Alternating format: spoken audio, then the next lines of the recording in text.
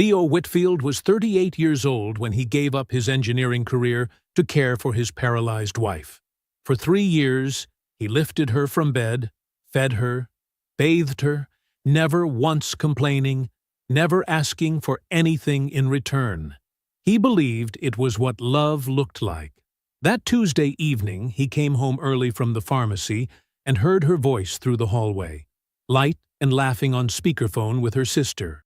He stopped to listen, expecting to hear his name spoken with gratitude. Instead, he heard her say, "He's basically my servant at this point. He doesn't even ask anymore. He just does it." Standing there, medication bag still in his hand, Theo said nothing. He didn't storm in. He didn't confront her. He simply stood in that hallway, absorbing every word, while she kept laughing, completely unaware she'd just been overheard. What he did next would unravel far more than she ever imagined.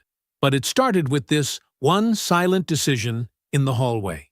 Before we jump into the story, comment where in the world you are watching from and subscribe, because tomorrow's story is one you need to hear. The alarm went off at 6. Theo Whitfield didn't hit snooze. He never did. He sat up in the dark, rubbed his face with both hands, and got to his feet before the second buzz. That was 3 years of muscle memory right there. 3 years of mornings that looked exactly like the one before. He moved quietly through the hallway, past the framed photos of places they used to travel together. Barcelona, Lisbon, a blurry one from a ferry somewhere near Oslo. He didn't look at them anymore. Not really. He just walked past them the way you walk past furniture. The medical bed was in what used to be the dining room. They'd converted it after Adrienne came home from the hospital. Theo had done most of the work himself, measuring doorways, removing the old table, calculating the clearance for the wheelchair. Old habits. He'd been a structural engineer for 11 years before the accident. Now he was this. He pushed open the door softly. Adrienne was awake. She usually was by now, lying on her back, staring at the ceiling with an expression that had once looked like sadness, but lately just looked like impatience. "Morning," Theo said. She didn't look at him. "My neck is stiff again. I'll adjust the pillow after I get you up." He went through the motions the way a surgeon works. Sure hands, no wasted movement. He locked the bed rails, slid one arm beneath her shoulders and one under her knees, and lifted. She was lighter than she'd been 3 years ago. That worried him sometimes. He carried her to the wheelchair, settled her in, checked the footrests, adjusted her position until she was sitting straight. "Too far left," she said. He shifted her. "Better?" She didn't answer. She was already reaching for her phone.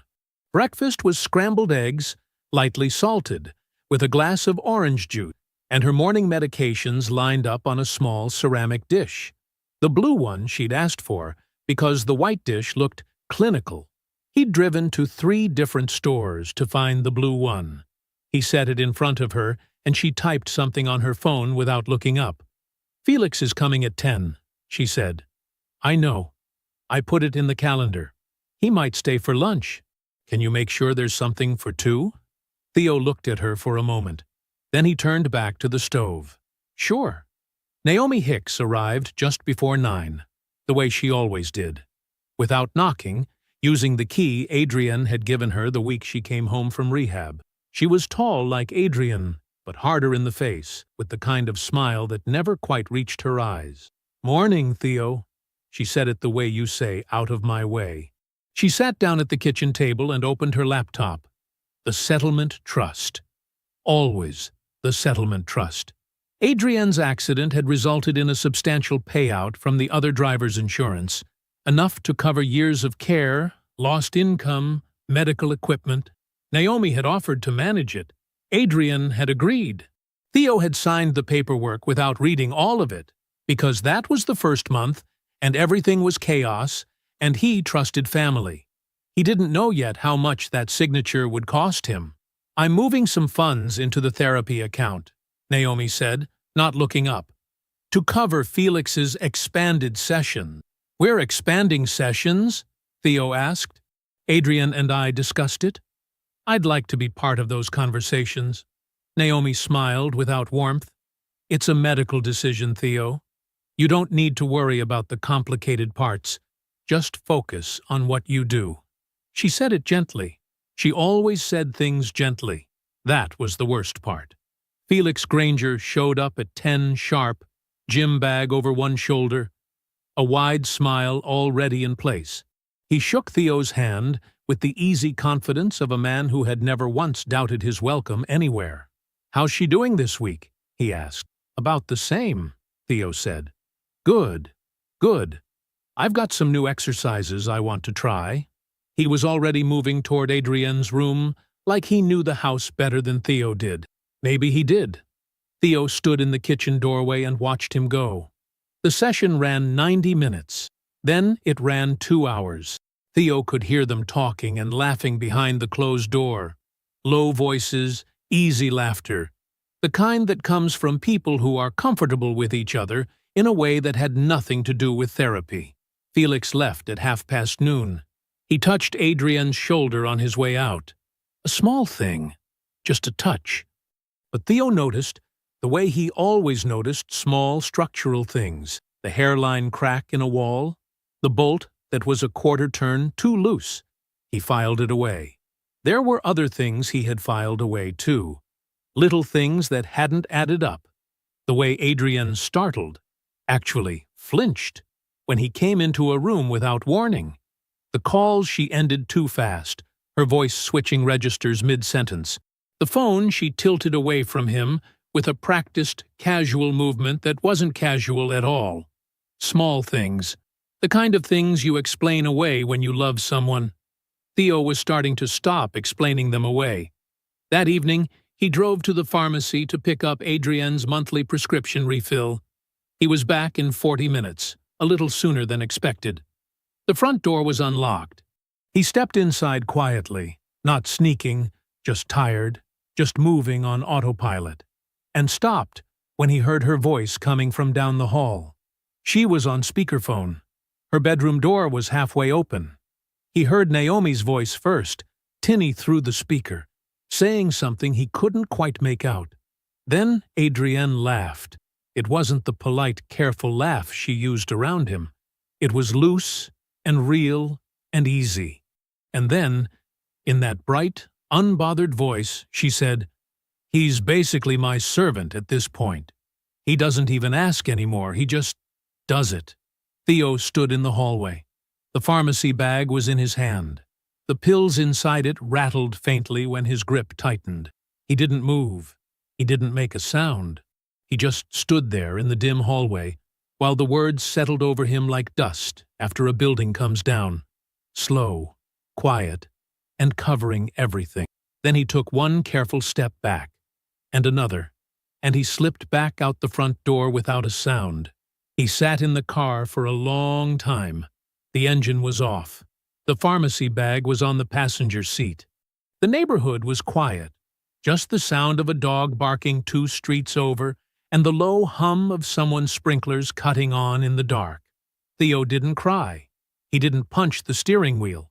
He didn't do any of the things a person in a movie might do in this moment. He just sat there with both hands in his lap and let himself feel the full weight of it. He's basically my servant at this point. He turned the words over in his mind the way he used to turn over a bad set of blueprints, looking for the exact place where everything had gone wrong. Not the moment she said it. That was just when he'd found out. The wrongness had started somewhere else, somewhere earlier. He just hadn't seen it yet. He sat in that car for 11 minutes. He knew because he watched the clock on the dashboard the whole time. A habit from years of managing project timelines. Then he picked up the pharmacy bag, got out of the car, and walked back inside. Adrienne was in bed, phone face down on the blanket, the room dim. She looked up when he came in. "You were gone a while," she said. "Pharmacy was backed up," he said. He set her medication on the nightstand, filled her water glass from the bathroom tap, and said goodnight. She was asleep before he left the room. He didn't confront her. He had decided that in the car, and he didn't change his mind. Anger was a sledgehammer. Theo had always preferred precision tools. So instead, over the following days, he stopped. Not everything. Not in any way she could point to and call neglect. He stopped the invisible work. The 100 small things he did without being asked. The things she had clearly stopped seeing as kindness and started seeing as function. He no longer cut her food into smaller pieces before bringing her plate. He no longer went into her room in the morning to crack the blinds before she woke up, the way he'd done for 2.5 years, because she once said she hated opening her eyes to a dark room. He no longer reminded her when her afternoon medication was due. He waited. She had to ask for the blinds now. She had to ask him to cut the chicken. She had to notice the time herself. The first morning, she looked at her breakfast plate, and then looked at him, clearly waiting for something to happen. When nothing did, she picked up her fork and cut the eggs herself, slowly, with the awkward grip that came from not having tried it in a long time. She didn't say anything. He thought she might. He was almost ready for a fight, but she just ate her breakfast, and afterward she told Naomi on the phone that Theo seemed off and that she thought he might be getting burnt out. She thought he was tired. That was fine. Let her think that. He started watching her more carefully, not in an obvious way. He kept his face neutral, his movements routine, but his eyes were doing something different now. 3 years of looking at Adrienne and seeing his wife, and now he was looking at her the way he used to look at a structure he'd been called in to assess. Systematic, patient, looking for what didn't match, and things didn't match. He remembered something from about 6 months ago. He'd been in the doorway of her room folding a towel, half watching, not really paying attention, when she'd shifted in the medical bed and, just for a second, braced her hand against the steel bed frame and pulled herself upright. Not all the way, not dramatically, but the motion had come from her core and her arms both, and she'd held it for 2, maybe 3 seconds before going limp and settling back against the pillow. At the time, he'd thought it was a reflex, a remnant. Doctors had told him in the early months that the nervous system sometimes fired old signals, that movement didn't always mean what it looked like. He had accepted that, filed it away under things I don't understand, and moved on. He didn't accept it anymore. Now, every time he helped her transfer from the bed to the chair, he paid attention. Not to her face. She was always watching his face, but to her hands, her core, the small adjustments her body made, the way her left hand pressed down on the mattress edge in a way that looked steadying, the way her torso tensed a half second before he lifted, like she was bracing. Small things, the kind of things a person notices only when they stop explaining them away. He kept his expression the same, careful, steady, kind. And he said nothing. Thursday night, he was gathering laundry from the couch. Adrienne had taken to leaving blankets and small things piled on the cushions since it was close to her medical bed. When his hand closed around something hard beneath the second cushion, he thought it was the TV remote, which had been missing for 2 days. He pulled it out. It wasn't the remote. It was a phone. Slim, black, in a dark case he didn't recognize. Not Adrienne's regular phone. She kept that one in a white case with her initials on the back. This one had no case markings at all. Theo turned it over in his hand once, slowly. Then he set the laundry basket down and sat on the edge of the couch. Theo sat with the phone in his hand and didn't move for a long time. From down the hall, he could hear the low murmur of Adrienne's television. Some home renovation show she'd been watching all week, the kind with cheerful hosts and predictable endings. The sound of it felt strange now, like a soundtrack from another world. He set the phone on the cushion beside him and finished gathering the laundry.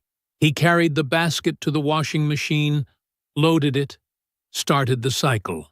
He went to the kitchen, poured himself a glass of water, and stood at the sink, drinking it slowly, while the machine hummed behind the utility room door. Then he walked back to the living room, picked up the phone, and slipped it into his pocket. He waited until she was asleep. That took about 40 minutes. He checked on her twice, once to bring her evening medication, which she asked for with the same flat, distracted tone she'd used all week, and once to collect the dinner tray she'd left balanced on the arm of her chair. Both times, she barely looked at him. Both times he smiled and asked if she needed anything else. Both times, she said no. He watched the light under her door until it went dark. Then he waited another 15 minutes just to be sure, sitting at the kitchen table with his water glass and the kind of patience he used to need when waiting on city permits. Then he took out the phone. The screen lit up with a 4-digit passcode prompt. He looked at it for a moment. Then he typed in 28124, the month and year of their wedding anniversary. It opened. He found the messages almost immediately. The contact was saved simply as FGPT, Physical Therapist, Felix Granger.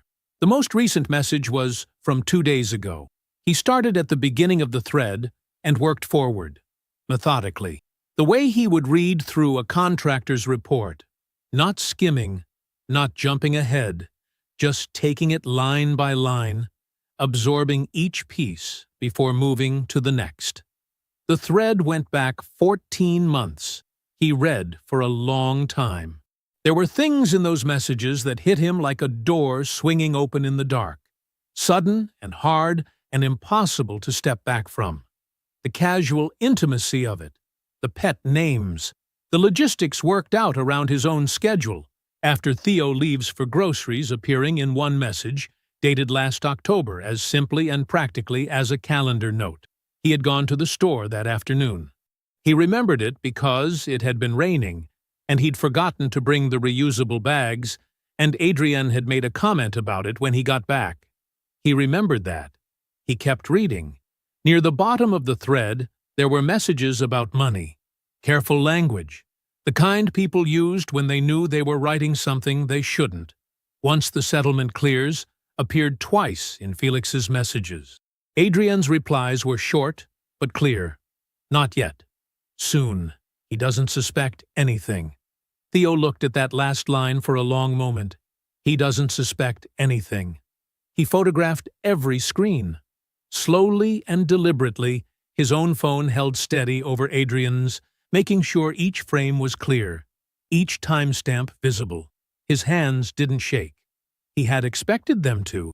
They didn't. When he reached the end of the thread, he went through the rest of the phone. No other significant messages. A few deleted items he couldn't recover without tools he didn't have tonight.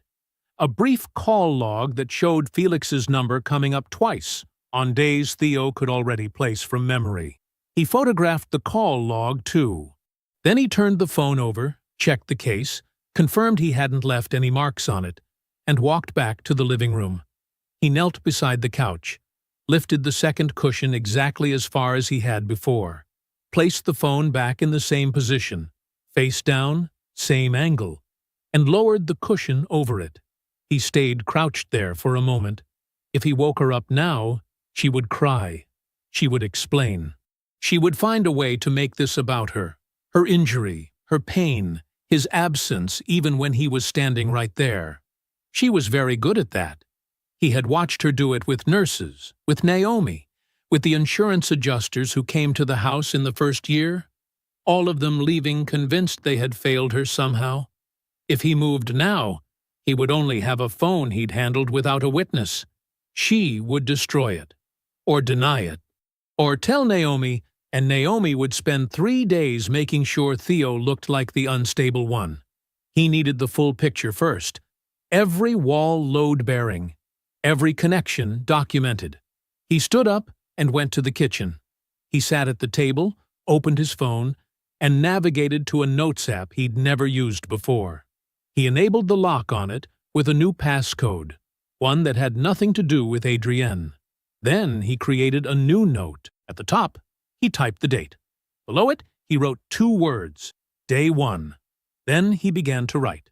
He wrote for 23 minutes, Precise, clear, factual. No emotion.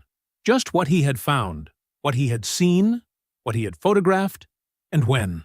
When he was done, he locked the note, set down his phone, and turned off the kitchen light. He walked to the bedroom. He got into bed. He lay down beside his wife in the dark, and he closed his eyes. He was up before her alarm. That part hadn't changed. 3 years of early mornings had trained his body like a clock. Eyes open at 6:15, no matter what. He lay still for a moment in the gray light, listening to Adrienne breathe beside him, and then he got up, moved to the bathroom, and washed his face with cold water. He looked at himself in the mirror for a few seconds. Then he went to make breakfast. The routine ran the same as always. Oatmeal with sliced banana, the way she liked it. Her morning medications laid out on the small tray. The orange bottles arranged in the order she took them, tallest to shortest, which was something he had started doing in year 1 and never stopped. He filled her water glass. He set a folded hand towel beside the tray. When her alarm went off at 7, he was already in the doorway. "Morning," he said. She blinked at him with the slow, unfocused look she always had before she was fully awake. "What time is it?" "7. Your oatmeal's ready." "Okay." She reached for her phone, her regular phone, on the nightstand, and scrolled through it while he began the transfer. Arm under her shoulders, slow pivot.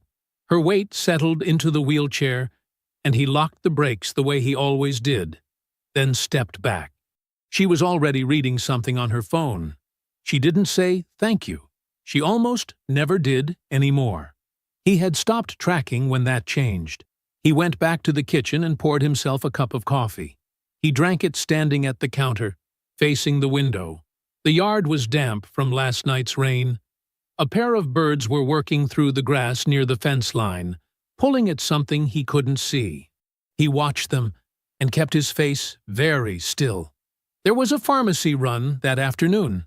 That was normal. He went twice a week on average, more when they had refills stacking up. He told Adrienne he'd be gone 40 minutes, and she waved her hand toward the door without looking up from the television. He sat in the pharmacy parking lot after picking up the prescriptions and opened the bank app on his phone. He hadn't opened it in a while. Naomi managed the settlement trust directly.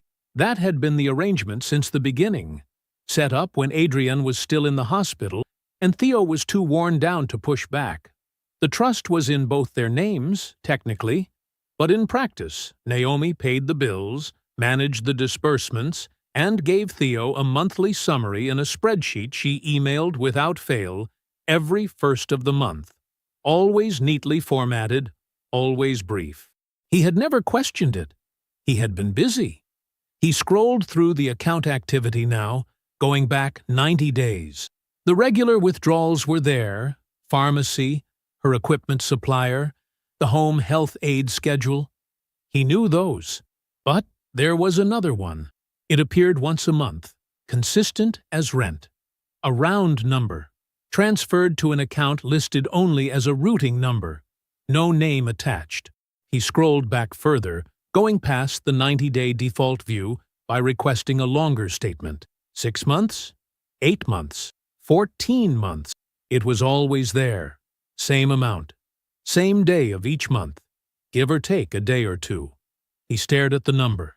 He took 4 screenshots, overlapping them slightly so the dates and the routing number were captured across all of them. He checked each screenshot to make sure they were legible. Then he locked his phone, started the car, and drove home. His hands didn't shake. They hadn't shaken once since last night, and he noticed that now, not with relief exactly, but with the quiet recognition of a man who has found a use for his own steadiness. He called Preston after 9 o'clock, once Adrienne's light had been off for half an hour. He stood in the backyard to make the call, phone to his ear, hands in his jacket pockets. The night air was cool and sharp. The neighborhood was quiet. Preston picked up on the 3rd ring. "Theo, haven't heard from you in a minute." "I know. I'm sorry about that." He kept his voice even, relaxed. "You got a few minutes." "For you?" "Yeah. What's going on?" "I need some advice on something financial," Theo said. "Nothing urgent, but I'd rather talk it through with someone who knows what they're looking at." There was a brief pause. Preston knew him well enough to hear what wasn't being said. "How complicated are we talking?" Preston asked. "I don't know yet," Theo said. "That's part of the problem." Another pause. Shorter this time. "I don't want to do this on the phone," Preston said. "Can you come to me? I've got Thursday morning open." "Thursday works. You good, man? Honestly?" "Yeah," Theo said. "I'm fine." He wasn't sure if that was true, but it wasn't a lie he felt bad about. They confirmed the time and hung up. Theo stood in the yard for another minute, breathing the cool air. Then he went inside, sat at the kitchen table, and added the bank screenshots to the private notes file alongside the photographs from the night before. He looked at what he had so far. Then he opened his calendar and typed in Thursday's appointment. "Doctor," he wrote. Nothing else. He showed it to no one. He didn't need to. Adrienne would see it if she checked. But she wouldn't check, because she never did. Because it had never mattered to her what he did with his days, as long as he was there when she needed him. That, he thought, was something she had miscalculated. Preston's office was on the 4th floor of a brick building downtown, one of those older ones with tall windows and heavy doors that swung too slowly. The waiting area smelled like coffee and old paper. A woman at the front desk nodded Theo through without asking his name. Preston was standing behind his desk when Theo came in. He was a broad-shouldered man with close-cut hair and the kind of face that didn't give much away in professional settings. A skill, Theo had always suspected, that he had practiced deliberately over the years. They shook hands. Not the loose, casual kind. The kind that meant, "I'm paying attention." "Sit down," Preston said. Theo sat. He pulled out his phone and slid it across the desk without preamble. The bank screenshots already pulled up. Preston looked at them without speaking. He scrolled through each one slowly, then went back to the first. "How long has this account been active?" he asked. "At least 14 months that I can see on the app. Probably longer." "I didn't dig further than that yet." "Same amount every month?" "Almost exactly. Give or take $20. Preston set the phone down and looked at Theo. "What's the routing number trace?" "I don't have the name behind it. That's why I'm here." Preston nodded slowly. "Okay." He folded his hands on the desk. "What else?" Theo hesitated for only a second. Then he reached into the folder he'd carried in and slid a printed sheet across. Timestamps and a typed summary of what he'd photographed from Adrienne's second phone. He hadn't brought the photos themselves to this meeting. Not yet. He needed to know how far Preston was in before he handed over everything. Preston read through the summary. His expression didn't change. When he finished, he placed the sheet down carefully, the way a man places something down when he's working to keep his reaction private. "You photographed the messages?" "Yes." "And the phone is still in the house?" "As far as I know. I put it back exactly where I found it." Preston was quiet for a moment. He turned in his chair and reached for a filing cabinet behind him. He opened it and thumbed through a row of folders with practiced ease until he found what he was looking for. He pulled out a manila folder, thick with paper, and set it on the desk between them. "You sent me these 3 years ago," Preston said, "when the trust was set up. I wasn't handling it. You were using that family lawyer, the one Naomi found. But you emailed me the paperwork anyway and asked if it looked right." He paused. "I said it was standard. I remember. I shouldn't have said that. I skimmed it." He opened the folder. "I'm not skimming it now." They went through it together, page by page. Theo had signed a management authority clause he barely remembered. 10 pages into a document he'd reviewed while running on 4 hours of sleep in a hospital waiting room.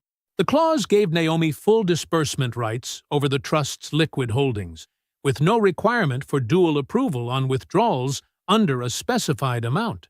The amount written into that clause was high enough to cover the monthly transfers Theo had found. And then some. She wrote herself a door, Preston said quietly. And you signed it. Theo said nothing. Preston continued working through the documents. He cross-referenced the disbursement authority against the billing records Theo had noted. Felix Granger's sessions, billed monthly through a separate invoice line labeled Specialized Therapeutic Services, at a rate nearly double his standard fee. Preston pulled up something on his computer, typed for a moment, then turned the screen so Theo could see. Felix Granger's licensed billing rate, filed with the State Therapy Board, publicly available. The number on the trust statements was 60% higher. The standard sessions are filed correctly, Preston said. Those match. But this secondary line, he tapped the screen, that's not a real billing category. There's no corresponding treatment code. It's a fabricated service line, and the money goes somewhere other than his primary practice account. Theo looked at the numbers. He let himself sit with that for a moment. Not with anger, exactly, with the specific feeling of watching a structure reveal its cracks, one load point at a time. How bad is it? He asked.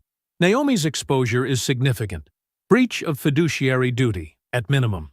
If we can show intent, that she knew the disbursements weren't authorized uses of the trust, that climbs toward fraud. Preston leaned back. Felix is potentially liable too. Billing fraud, falsified records. But intent is everything here, Theo. Right now, what we have is suggestive. A good defense lawyer bends suggestive into coincidence. What do I need? Preston looked at him directly. Adrienne, if her physical condition is not what she's represented, if she has been concealing recovery, that changes everything. It reframes every dollar Naomi moved, every fake billing line Felix submitted.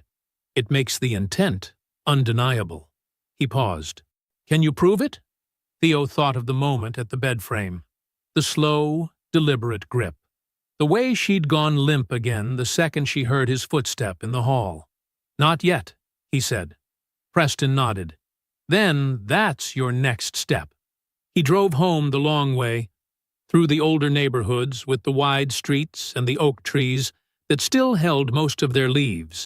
He kept both hands on the wheel and let his mind work quietly, the way it always had when he was solving something, turning the problem over slowly, looking for the angle that opened it up. He needed Adrienne to move without thinking, without performing. He needed a situation where her instinct would override her discipline, something that felt real enough, urgent enough, that her body would respond before her mind caught up to remind her what she was supposed to be. By the time he turned onto their street, the shape of it was beginning to form. Theo made dinner that evening the same way he always did, quietly, methodically. He set Adrienne's plate on the tray beside her chair and pulled his own chair up across from her without ceremony. She was watching something on her tablet, earbuds in one ear, the other side open. She glanced up when he sat down. A small acknowledgement, nothing more. He waited until she'd eaten half her food. Something came up today, he said, while I was out. She looked up again, fully this time. My old firm, Hargrove and Associates. Apparently, there's a senior position opening up and someone over there mentioned my name. He kept his voice even, slightly uncertain. He wanted to sound like a man who wasn't sure how he felt about it. They want to set up a call, maybe an interview. Adrienne was quiet for a moment.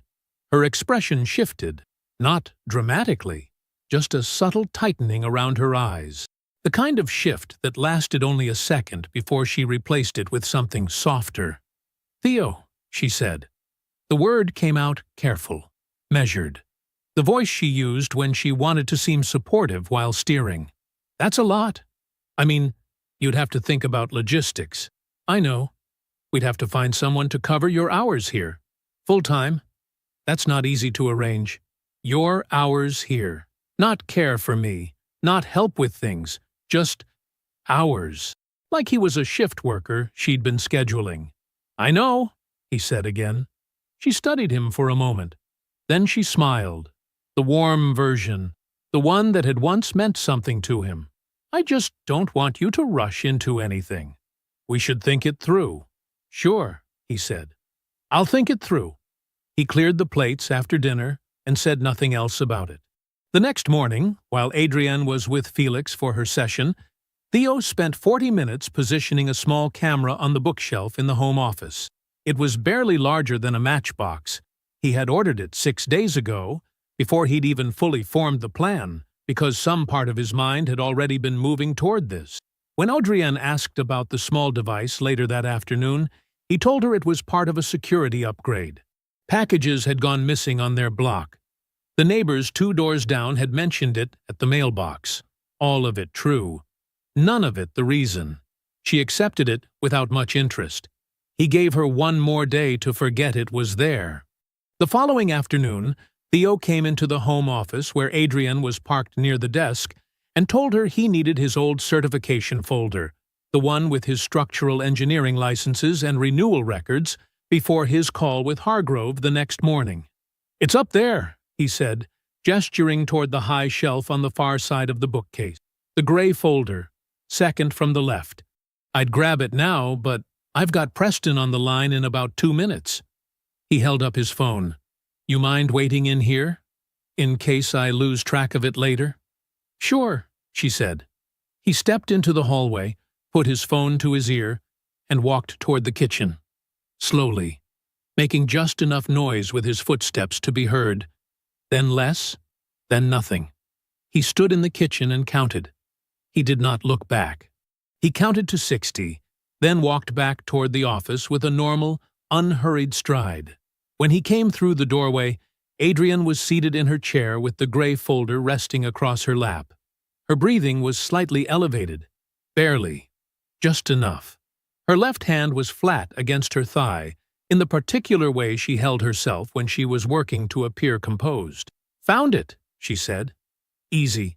Casual. Like she'd simply leaned over and picked it up from a low surface. Thanks, Theo said. He took the folder from her. He did not look at the shelf. He did not look at the camera. That night, after Adrienne was in bed, he sat at the kitchen table with his laptop and pulled up the camera's memory card. He watched the footage twice, the first time to confirm it, the second time to make himself understand it completely, so there was no room left for doubt. She had waited maybe 10 seconds after his footsteps faded. Then she had gripped the edge of the bookcase with both hands, pushed herself upright from the chair in one continuous motion, stood fully on both feet, and reached the high shelf without effort.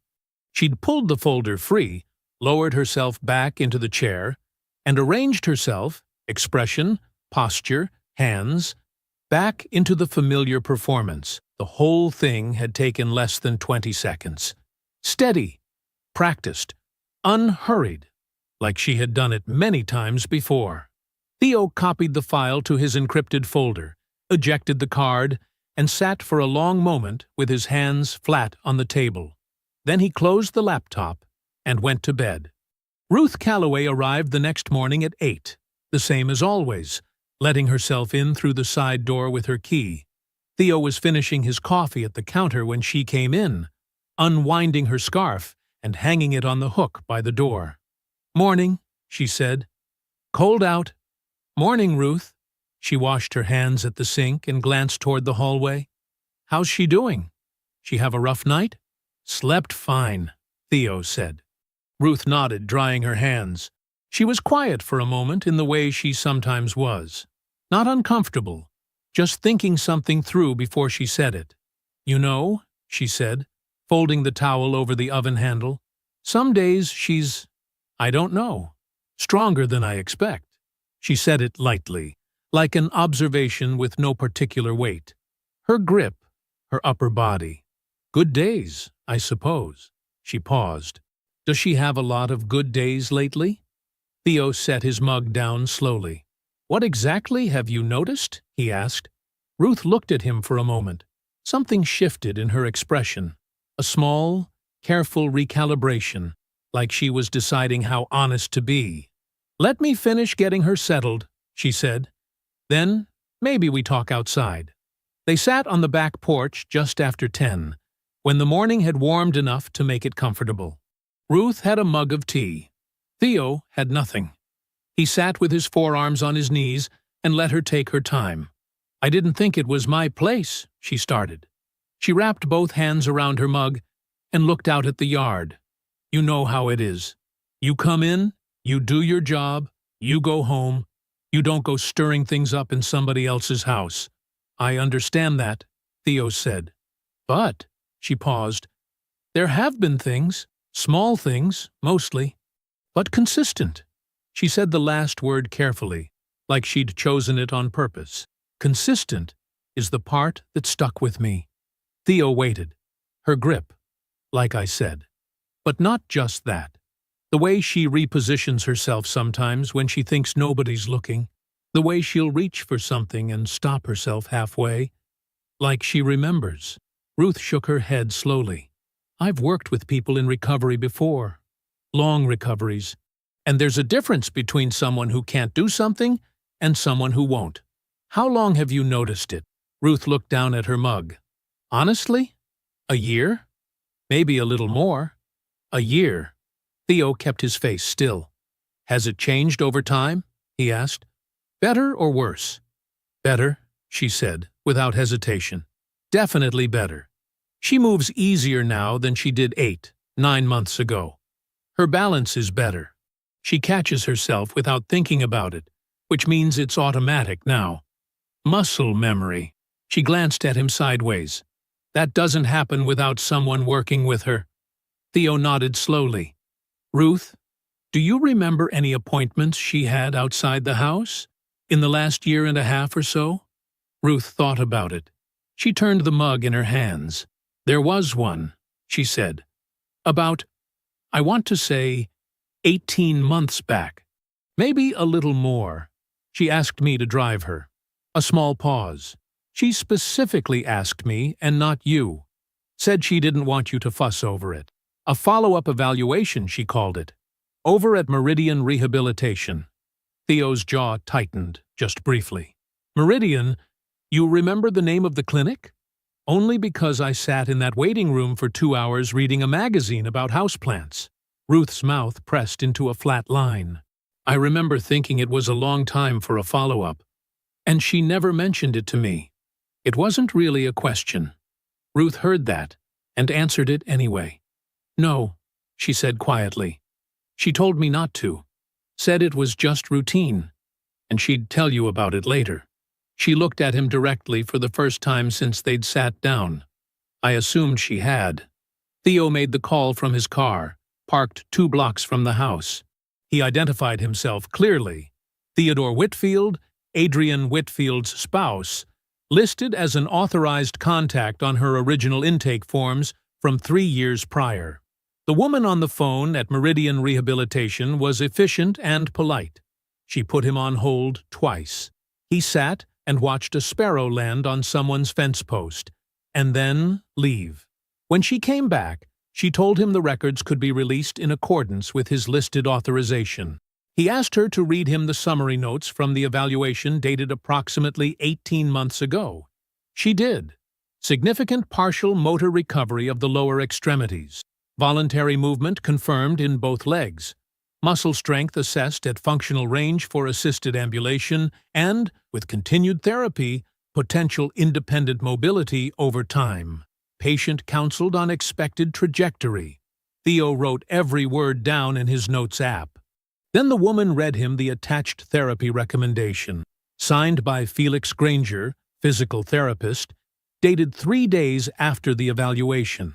Given patient's complex adjustment profile and the established at-home care structure, recommendation is for continued full-time in-home caregiver support and maintenance of current therapy regimen. Continued full-time in-home caregiver support. Theo read that line back to himself twice after he hung up. Not transition toward independence. Not reassess caregiver reliance. Not prepare for increased self-sufficiency. Continued full-time in-home caregiver support. Felix had known. He had sat in this house, week after week, looking Theo in the eye. And he had known.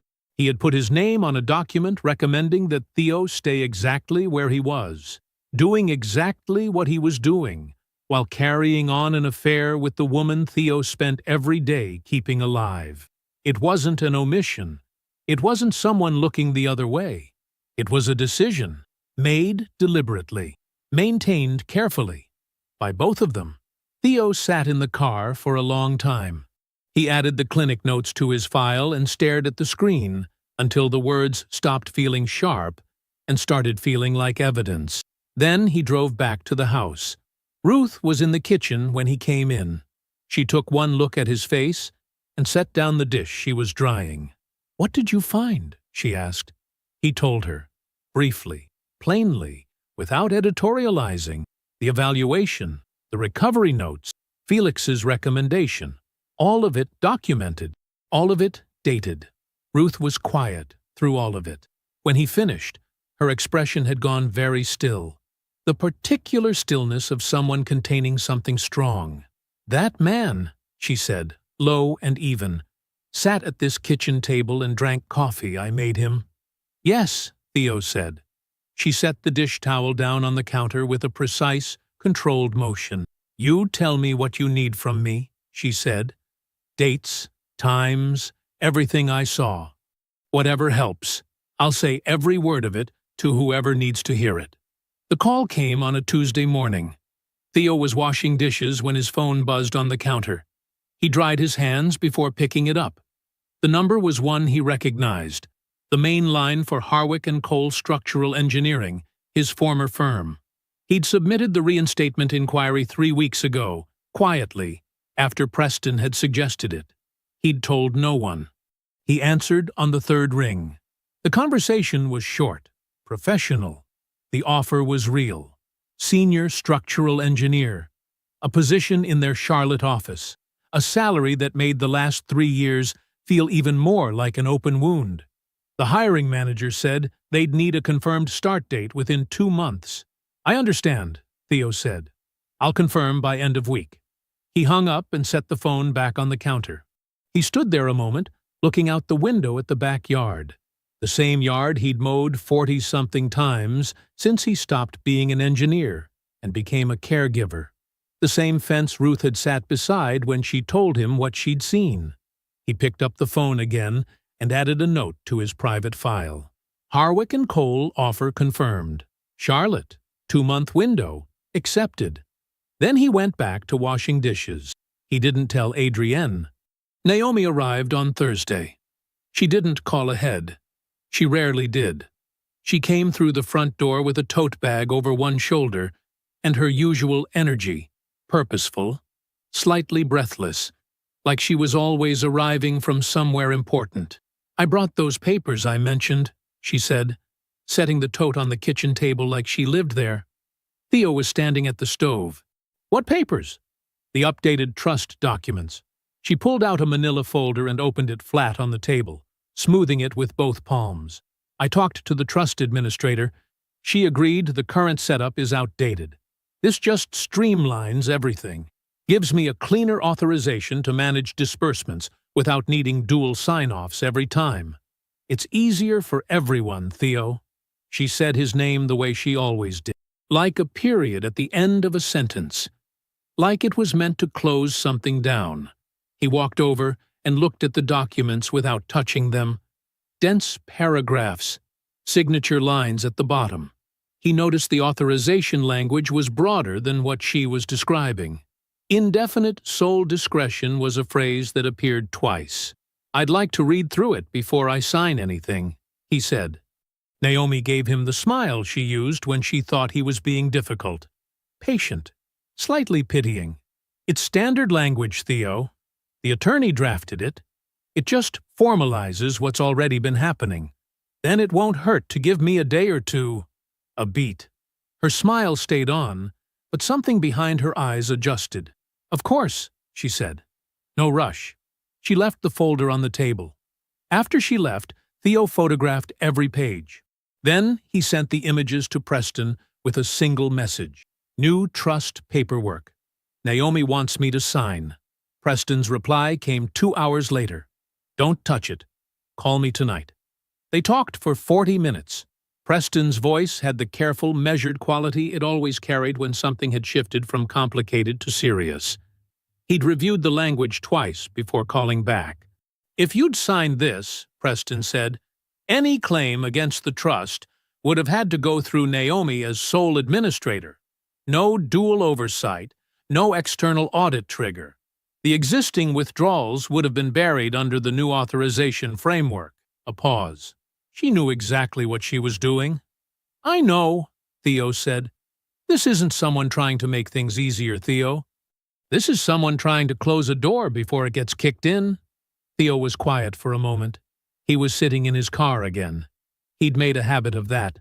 The car had become the one place in his life with no cameras, no Adrian, no performances required. "Are we ready?" he asked. He heard Preston exhale slowly. "Yes, we're ready." The file was complete. Preston had spent 2 weeks verifying each piece. The affair texts, time-stamped and photographed. The trust withdrawal records, 2 years of redirected funds, some into Naomi's business accounts, some into payment logs under Felix's therapy billing. The surveillance footage from the home office, clear and dated, showing Adrian standing and walking unassisted. The Meridian rehabilitation records, obtained through Theo's authorized access, documenting the recovery assessment and Felix's recommendation that directly contradicted it. And now Naomi's new paperwork, added to the pile as the clearest evidence of intent. "I'll set up the meeting," Theo said. He drove back inside. He sat at the kitchen table where Naomi had laid her documents flat and smoothed them with her palms, confident that he would simply sign. He looked at the empty space where the folder had been. Then he picked up his phone and called Naomi first, then Adrian's room. He told them both the same thing. He'd made a decision about the job offer and wanted to talk it through together, as a family. Saturday afternoon. Adrian sounded pleased. Naomi sounded relieved. He sent a separate message to Felix, asking if he could stop by Saturday before the session to discuss a schedule change for the coming weeks. Then he texted Preston. "Saturday. Come at 2. Tell them you're a friend." They were all seated by 2:15. Adrienne was in her wheelchair near the window, positioned where the afternoon light caught her best. She'd done her hair. She'd put on the blue cardigan she knew Theo liked. Small details, old habits. She was performing before anything had even started. Naomi sat at the dining table, her reading glasses pushed up on her head. A notepad in front of her like this was a business meeting, she'd called herself. She'd brought coffee. She'd offered some to Preston with the particular warmth she used on people she hadn't decided about yet. Felix sat near the hallway, slightly apart from the others, casual. One ankle crossed over his knee. He gave Theo an easy smile when he arrived, the kind of smile that assumed nothing was wrong because nothing was ever wrong for people like Felix. Preston sat beside Theo on the couch. He'd come in quietly, shaken hands with everyone, and said almost nothing since. He held a slim folder on his lap. Theo let the room settle. "Thanks for coming," he said. His voice was even. "Before we talk about the job offer, I have something I need to share with everyone first." He reached down beside the couch and picked up a manila envelope. He set it on the coffee table. "I'll go through this in order," he said. "It won't take long." Adrian's smile held. Naomi glanced at the envelope.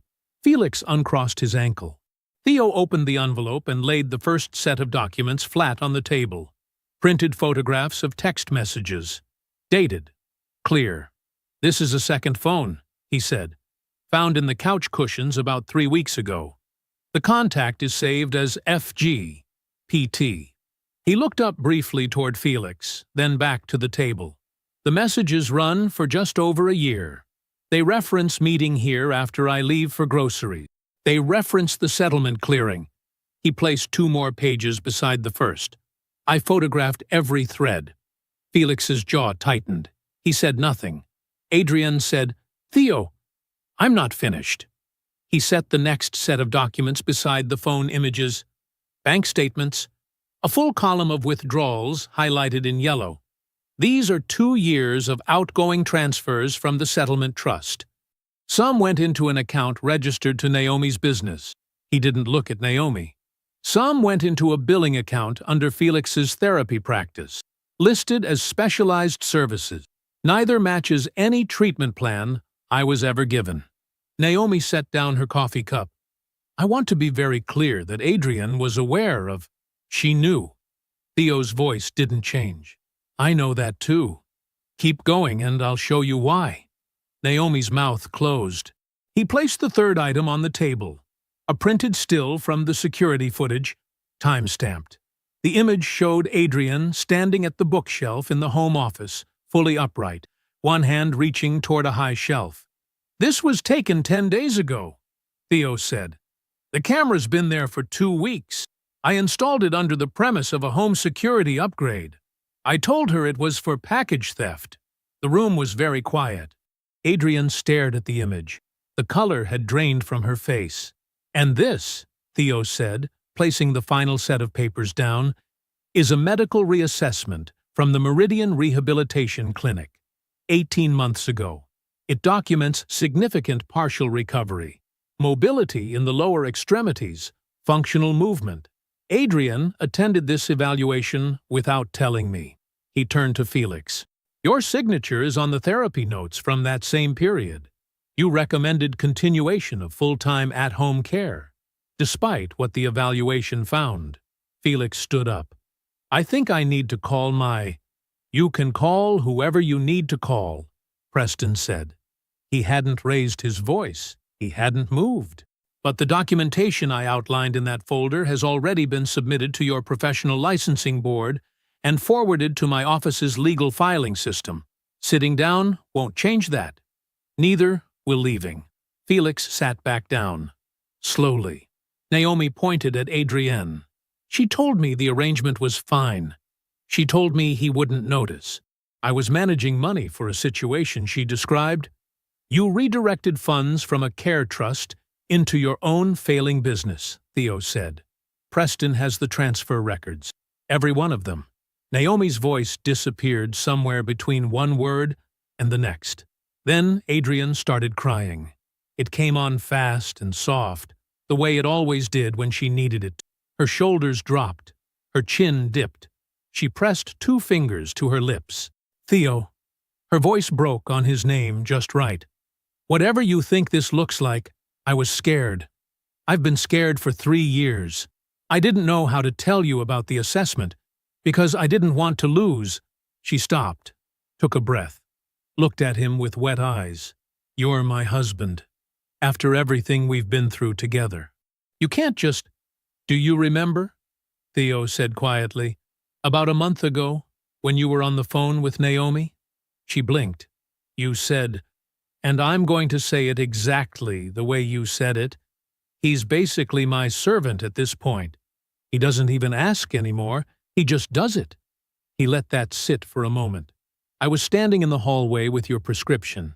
I'd just driven to the pharmacy and back. Adrienne's tears kept falling, but something behind her eyes went very still. This isn't anger, Theo said. I need you to understand that. I'm not doing this because I'm angry. I stopped being angry a long time ago.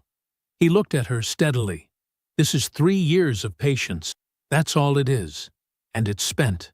He picked up Preston's folder from the table and straightened the edges against his palm. I'm filing for divorce. Preston is pursuing legal action on the trust. He looked at Naomi, then at Felix. You'll both be hearing from his office. He stood up. By the door, where no one had noticed it sitting all afternoon, was a single packed bag. He picked it up by the handle. I'll send someone for the rest of my things, he told Adrienne. He opened the front door and walked out. Behind him, no one said a word. The divorce filing went in on a Thursday. Theo sat across from Preston in his office and signed his name in 4 places. His hand was steady. Preston notarized the pages, slid them into a courier envelope, and said he'd walk them over himself. You doing okay? Preston asked. Yeah, Theo said. And he meant it. That same afternoon, Preston submitted the fraud report to the state attorney's office.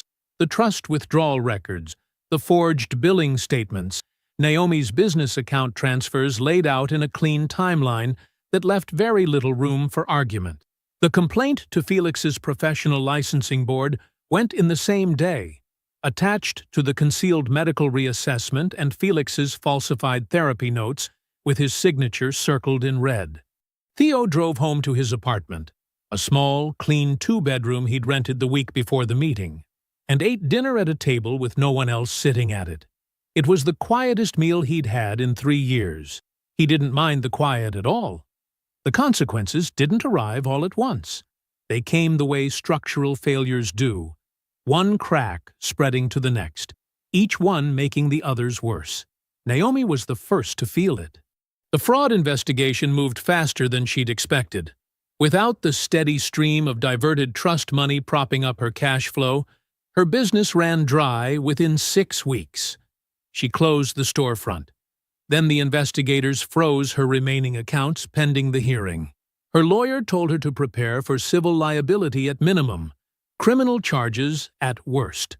She called Adrian twice a day for the first month. Then Adrian stopped picking up. Felix lost his license in the spring. The licensing board's review took 11 weeks. Ruth testified by written statement. The medical clinic provided its own records. Felix hired an attorney who tried to argue the falsified notes were clerical errors, documentation oversights, nothing more. The board disagreed. They revoked his license, issued a formal finding of professional misconduct, and referred the case to the State Insurance Fraud Unit for further review. Felix's practice closed. The sign came down from his office door on a Tuesday, and nobody put a new one up. Adrienne's situation took longer to unravel, and it unraveled harder. The insurance fraud charges followed the divorce proceedings by about 2 months. The concealed recovery, documented clearly in the reassessment, confirmed by Ruth's testimony and the surveillance footage, was enough. Her attorney negotiated where he could, but the case wasn't complicated. She had received ongoing disability-based settlement payments for a condition she'd known for 18 months was partially resolved. The numbers were specific. The records were clear. The settlement trust was frozen pending the fraud determination. The divorce left her with none of Theo's income, none of his care, and none of the financial buffer Naomi had been quietly maintaining. The house, which had carried Theo's name on the mortgage, went into the proceedings too. Theo didn't watch any of it unfold up close. He got updates from Preston, read the relevant documents when they required his signature, and kept his attention pointed forward. He started work in the new city on the first Monday of April. The firm was mid-sized, focused on commercial infrastructure, bridges, load-bearing retrofits, the kind of structural analysis that required patience and precision. His old supervisor had put in a direct word. His first week back, he sat in a review meeting, looked at a set of blueprints spread across a wide table, and felt something settle back into place inside him that he hadn't realized was still missing. He ran on Saturday mornings. He called his mother on Sundays. He bought a road bike he'd been thinking about for years, and learned, slowly, that he still remembered how his legs worked when no one needed anything from them. Old colleagues reached out. A few became friends again. He had dinner with people who talked about things other than medication schedules and insurance forms. He slept without listening for a call from the next room. The months built on each other the way good months do. Quietly, without drama, each one slightly steadier than the last. 2 years after he walked out of that living room with one packed bag, Theo drove back through his old neighborhood on his way to a site meeting 40 minutes outside the city. It was a Thursday morning in October, the sky a flat, even gray, the trees just starting to let go of their leaves. He turned onto the old street without thinking about it much. It was the more direct route. The house looked smaller than he remembered. The front yard had gone a little rough. The window box Theo had installed the first summer of their marriage was still there, but empty now. He looked at it for the length of a stoplight. No tightness in his chest, No old pull of grief or anger rising up to meet him. Just a house on a street he used to live on, sitting there the way things do when you've moved past them. The light turned green. Theo drove. I hope you enjoyed that one. Be sure to like the video and subscribe so you don't miss the next story. I've picked out 2 more for you that I think you'll really like.